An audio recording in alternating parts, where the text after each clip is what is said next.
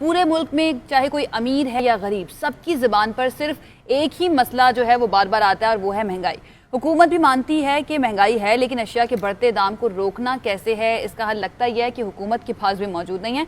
Opposition और अवाम शोर कर रहे हैं तो लंबी चौड़ी प्रेस कॉन्फ्रेंसेस जो है उसके ज़रिए वज़ीर मुशीर बैठ जाते हैं और बैठ के जवाब देने लगते हैं। जवाब नहीं बन पाता तो चढ़ाई शुरू कर देते हैं। इस महंगाई की जिम्मेदार पिछली हुकूमतें और अपोजिशन है। हम क्या करें, ये जवाब जो है उनकी बड़ा आसान, अगर आप कहेंगे स्केप ढूंढती है जो हुकूमती जमात के नुमाइंदगान है, वो कहते हैं कि जी हमने कुछ भी नहीं किया, और इस हवाले से मीम्स भी चल रही हैं बहुत सारे, हम देख रहे हैं माफियाज जो हैं उनका जिक्र आ जाता है। लेकिन इन माफियाज को कंट्रोल किसने करना है, महंगाई का कंट्रोल किसने करना है, सवाल ये उठता है। आपके विफाकी काबीना का कल के इजलास की अगर हम आयशा बात कर लें तो उसमें आपस में ही जो विफाकी वज़रा हैं उलझ पड़े थे इस मामले पर, और मुराद सईद ने कहा कि इस बढ़ती हुई महंगाई के जिम्मेदार नदीम बाबर और उमर अयूब हैं। अब जब ये सूरत हाल रहेगी तो मसले का हल कैसे निकलेगा?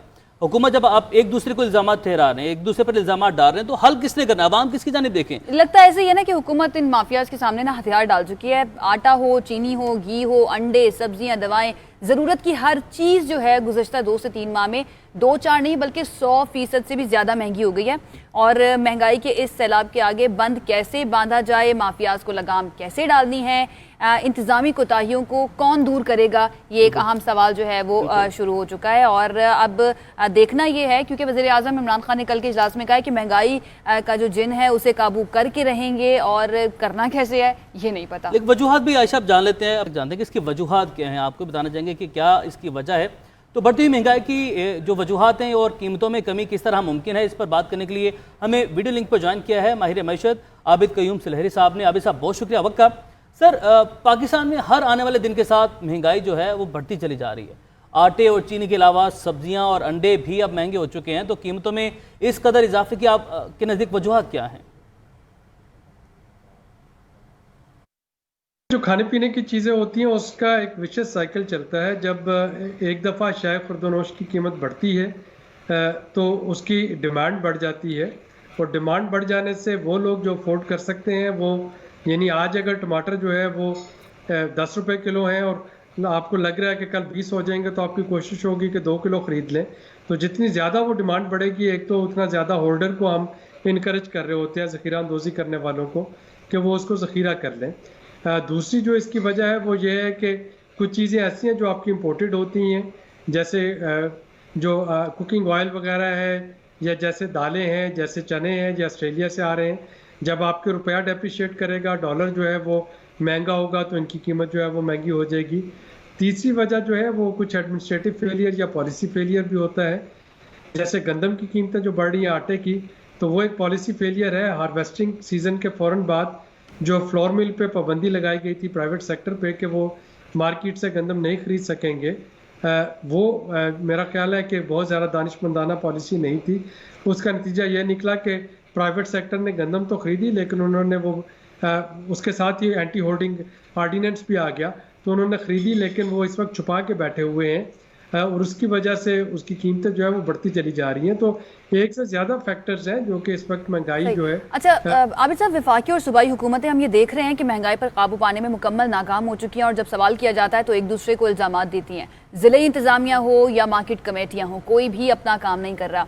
ऐसे में वफाकी हुकूमत टाइगर फोर्स को जो जिम्मेदारी सौंप रही है, आपको क्या लगता है, क्या उससे महंगाई पर काबू पाया जा सकेगा?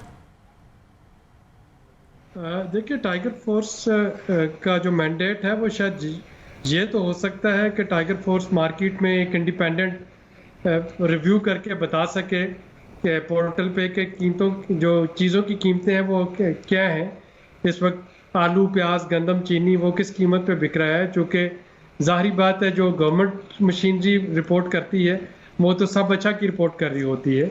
लेकिन अगर टाइगर फोर्स ने जाके लोगों को मना करना है या इंटरफेयर करना है, तो फिर मुझे नहीं लगता कि टाइगर फोर्स जो है वो इफेक्टिवली ये काम कर सकेगी, बल्कि उससे उल्टा एक नई कंट्रोवर्सी जो है वो जनरेट हो जाए और कन्फ्लिक्ट जो है वो पैदा हो जाए। अब सब आखिर में कहिएगा कि हुकूमत को फौरी तौर पर ऐसे क्या इकदाम करने चाहिए कि बढ़ती हुई महंगाई के आगे कोई बंद बांधा जा सके, इसको रोका जा सके?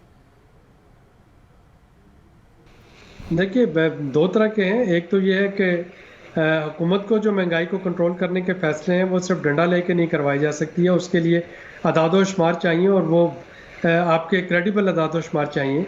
कहाँ पे कौन सी चीज़ की शॉर्टेज है, कहाँ पे कौन सी चीज़ सरप्लस है, कहाँ पे चीज़ों की कीमतें क्या है। यानी अगर चीज़ों की कीमतें शहरों में बढ़ती जा रही हैं और देहातों में भी गुर्बत जो है उसमें कमी नहीं आ रही, तो इसका मतलब है कि फ़ायदा तो थर्ड पार्टी जो है वो उठा रही है।